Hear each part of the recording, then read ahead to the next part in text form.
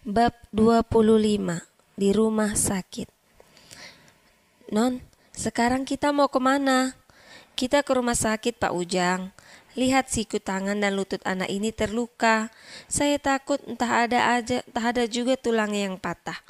Mata Mira dengan lincah melihat tubuh Ani dari atas sampai ke bawah kaki. Maaf Non, saya tidak kenapa-napa. Hanya luka ringan doang, tidak perlu harus dibawa ke rumah sakit segala. Cukup diobati dengan P3K sudah cukup, Nyonya. Tidak, tidak. Saya tidak puas kalau tidak dokter pribadi saya langsung yang memeriksa kamu. Kamu itu perempuan. Jangan sampai ada yang lecet dan terluka. Itu tidak bagus, sayang. Tapi Nyonya, Ani mencoba duduk tegak. Tapi Nyonya Mira langsung menekan badan Ani supaya tetap bersandar di bangku itu. Tidak ada tapi-tapian. Jangan khawatirkan biaya. Biar saya yang nanggung semuanya. Pak Ujang, cepat sedikit, ucap Nyonya Mira sambil mengelus-ngelus rambut Ani. Mira sangat salut melihat Ani yang begitu berani menghadapi preman itu. Walaupun badannya terpental ke tanah, benar-benar tak terbayangkan olehnya. Kalau boleh memilih, Mira lebih baik kehilangan duitnya daripada melihat anak gadis orang kesakitan seperti ini. Bik Sumi, nanti kalau saya sudah sampai ke rumah sakit, Bik Sumi sama Pak Ujang tolong belikan baju saya dan anak ini ya.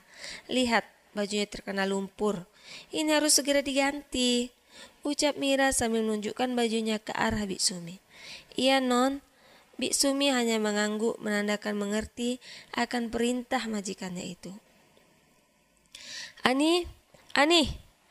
Alan memanggil Ani tapi tidak juga ada sahutan. Kemudian dia pergi menghampiri Putri yang tengah sibuk bermain HP-nya. Putri, apakah kau melihat Ani? Putri, Putri. Alan memanggil Putri dengan nada yang keras. Putri menoleh ke arah Alan dengan pandangan yang tidak senang. Ani tidak ada di rumah. Tadi katanya dia mau belanja ke pasar sebentar. Putri kembali bermain HP-nya lagi dan tak memperdulikan Alan. Alan yang merasa letih pulang dari kantor, ingin rasanya meminum kopi hangat dan disuguhkan beberapa cemilan. Putri, tolong buatkan aku secangkir kopi. Aku lelah sekali hari ini. Alan menghampiri Putri sambil membuka dasi dan meletakkan tas kerjanya di samping Putri. Jangan ganggu aku. Aku lagi asik nih. Buat aja sendiri sana. Semuanya sudah tersedia di dapur, ucap Putri sambil tetap bermain HP-nya. Aku suamimu sayang. Aku ingin kau melayaniku. Itu saja. Tapi aku bukan pembantumu yang bisa kau suruh buatkan ini, ambilkan itu. Toh kau juga punya kaki dan tangan kan? Alan terdiam. Hanya bisa menghapus mukanya dan menarik napasnya panjang.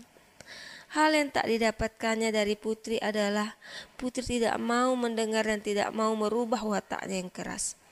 Dia akan melakukan sesuatu atas kehendaknya sendiri.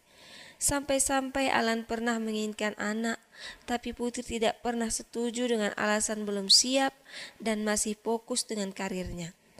Karena anak bagi Putri adalah penghalang langkahnya dalam menuju karir yang sukses. Sementara Ani sudah selesai diperiksa oleh dokter Andi.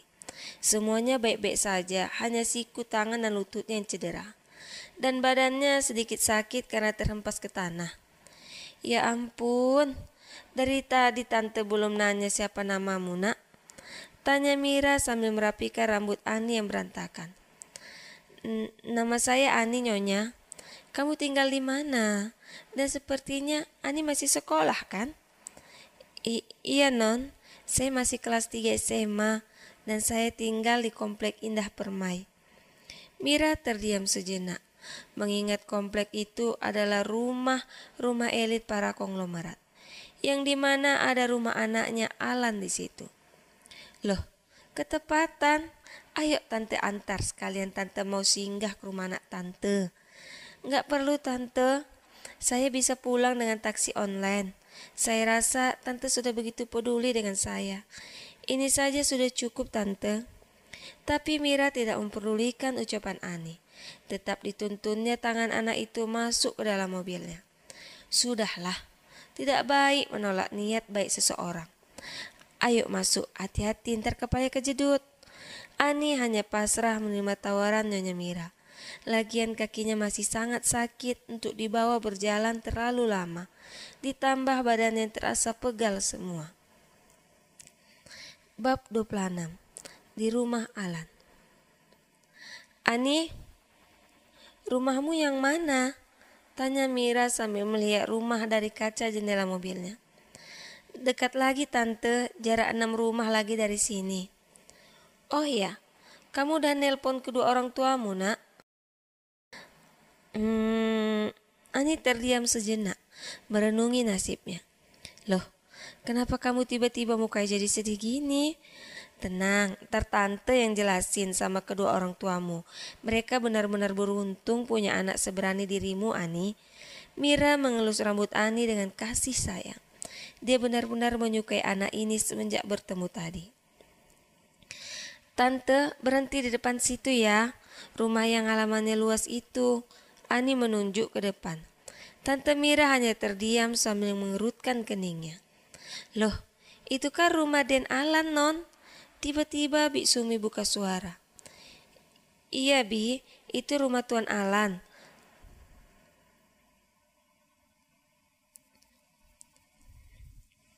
Iya Bi, itu rumah Tuan Alan. Loh, Bibi kenal sama Tuan Alan? Ani menoleh muka Bik Sumi dan tersenyum manis. Mobil sudah sampai di kediaman Tuan Alan, tapi Nyonya Mira belum juga bersiap turun dari mobil itu. Pikiran dan hatinya penuh dengan pertanyaan apa hubungan Alan dan gadis ini. Gini nak Ani, ini Alan adalah anak kandung tante. Jadi Ani ini apanya Alan? Tante sedikit heran jadinya. Ani menatap Tante Mira dan diperhatikannya muka Tante Mira memang mirip dengan tuannya Alan. Langsung diciumnya tangan Tante Mira. Tante, Nyonya, saya ini cuma asisten rumah tangga di rumah anak Nyonya. Saya anak yatim piatu Nyonya. Ayah dan ibu saya sudah lama meninggal. Saya hanya punya satu kerabat, paman saya Pak Agus namanya. Supir di kantor Tuan Alan. Tapi sayang istri paman tidak pernah menyukai saya Nyonya. Maka dari itu saya dicarikan kerjaan dan alhamdulillah Tuan dan Nyonya Alan lagi butuh pembantu yang menginap karena rumahnya selalu kosong, tidak ada yang mengurus Non. Mira makin pusing dibuat Ani. Bertambah satu lagi pertanyaan, siapa Nyonya Alan itu? Setahu Mira anaknya itu belum menikah dan memiliki seorang kekasih.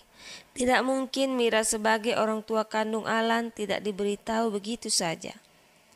Keningnya terus berkerut, tapi langsung dilihatnya muka Ani dan Ani pun tersenyum sedikit memaksa.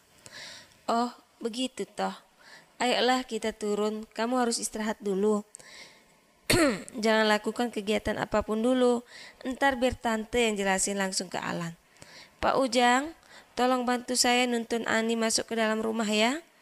Pak Ujang langsung cepat tanggap membantu majikannya itu. Menuntun Ani di sebelah sisi kirinya, sedangkan Bik Sumi mengikuti Nyonya dari belakang.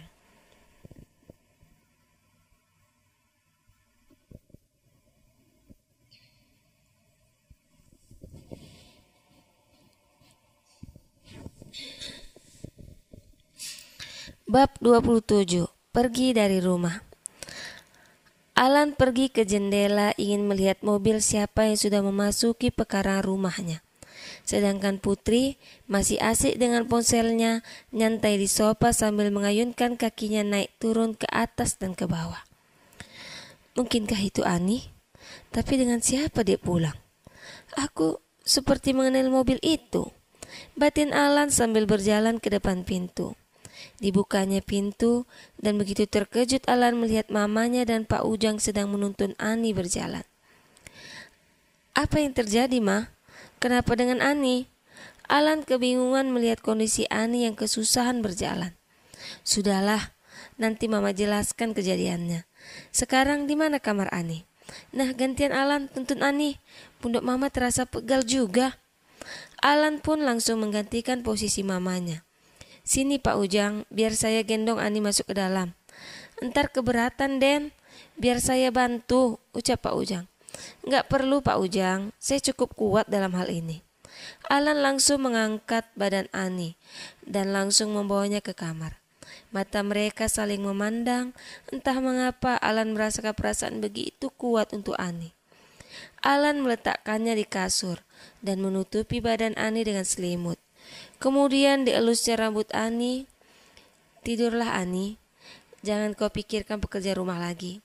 Ada Bik Sumi yang akan membereskan semuanya." Ani hanya mengangguk pelan, menandakan ia mengerti akan perintah tuannya. Putri menatap muka Alan. Dilihatnya raut muka itu begitu aneh, ditambah lagi saat Alan menggendong Ani ke kamar. Ada rasa cemburu di hatinya. "Putri, mengapa kau ada di sini?"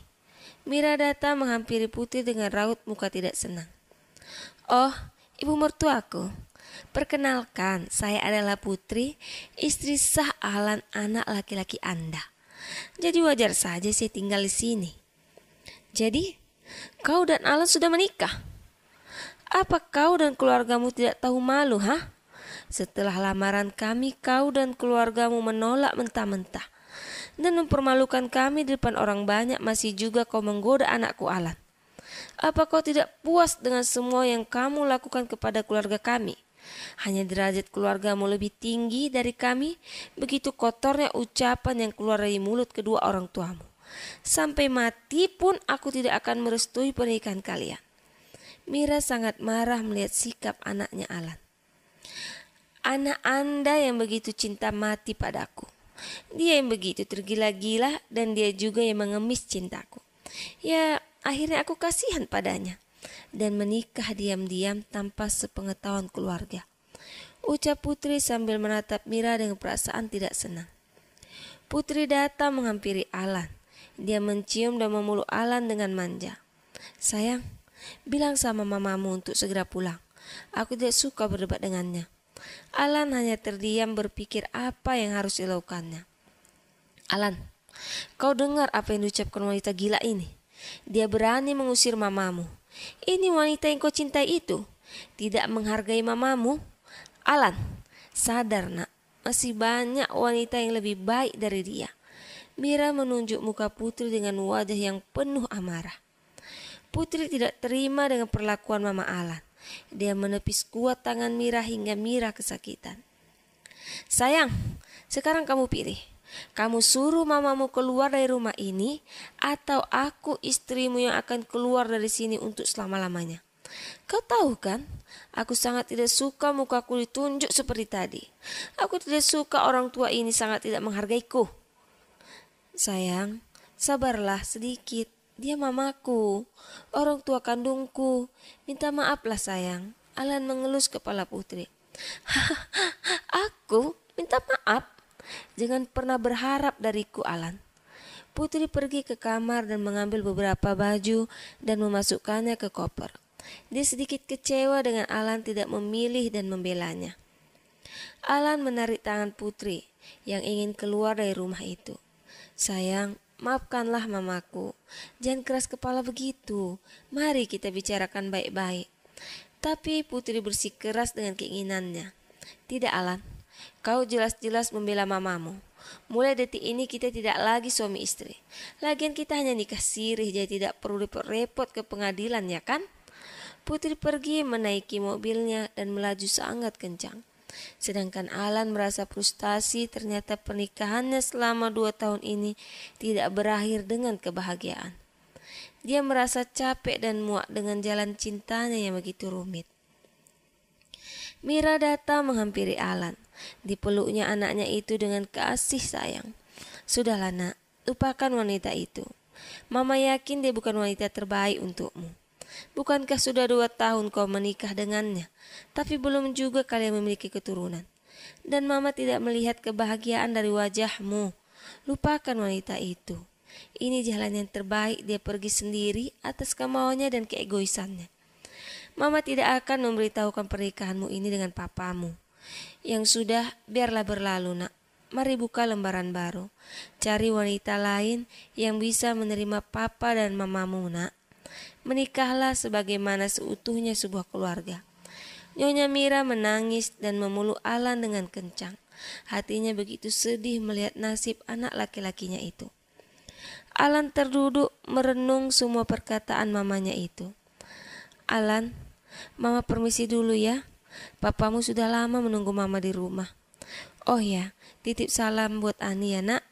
Alan hanya mengangguk tanda mengerti. Bik Sumi dan Pak Ujang yang hanya terdiam mematung dari tadi pun ikut permisi ke tuannya itu. Hingga suasana rumah Alan kembali sepi. Dan Alan masih terdiam merenungi nasib percintaan.